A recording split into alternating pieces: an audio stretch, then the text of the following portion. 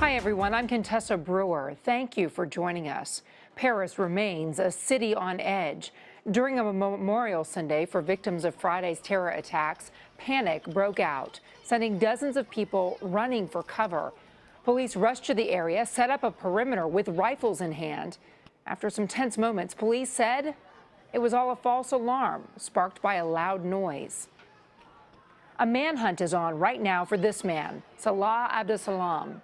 Police say he's a suspect in Friday night's attacks that left 129 dead and more than 350 wounded. He was identified after authorities linked him to a car rented in Belgium.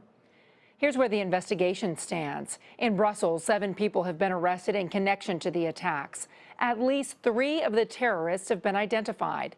French President François Hollande has vowed a merciless response against ISIS, who has claimed responsibility for these atrocities. Elaine Cobbe is in Paris now. Elaine, talk a little bit about this false alarm and what the reaction was throughout Paris. Well, it seems that panic is definitely the order of the day this evening. There were sounds of what some people thought were gunshots around Place de la République. There were others also near Notre Dame, where a memorial service was underway at the cathedral. And it set panic off around. People were running down the streets. I'm here by the Bataclan concert hall, where more than 80 people were killed Friday night. And as I arrived earlier, people were running in the other direction. Then fire trucks came through, even the police were clearing the roads, and the military were here. It's all very, very tense, but it turned out it was just a false alarm, and of course Twitter, social media, setting people on edge as they read about things happening and everyone getting very worried. French authorities have issued an arrest warrant for Abdeslam Salah at this point. Are they confident he's the remaining attacker on the loose, or are they holding open the possibility that there may be other conspirators, other terrorists who were involved?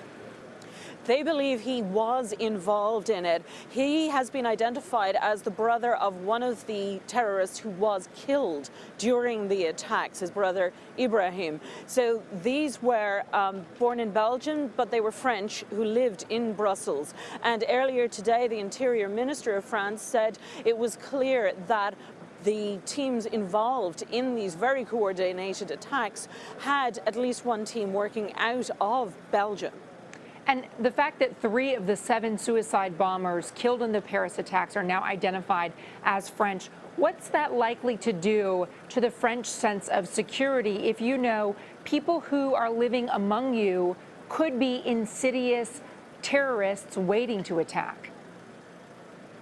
That's something that actually has been on people's minds since January and the attacks on Charlie Hebdo newspaper and the kosher supermarket, because they were French too.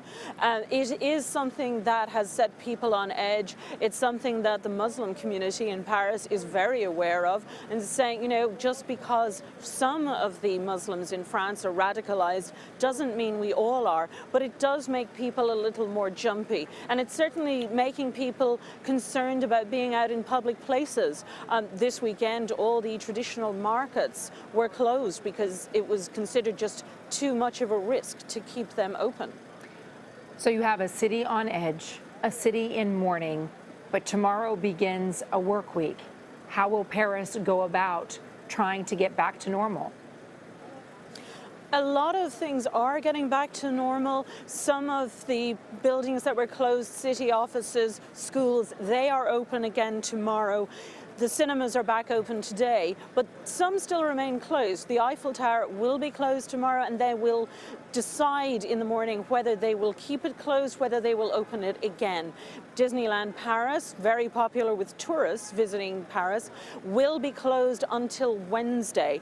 But there's still this concern about where people will go out.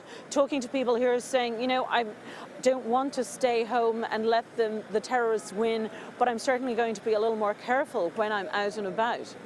Elaine Cobbe, thank you so much for the report.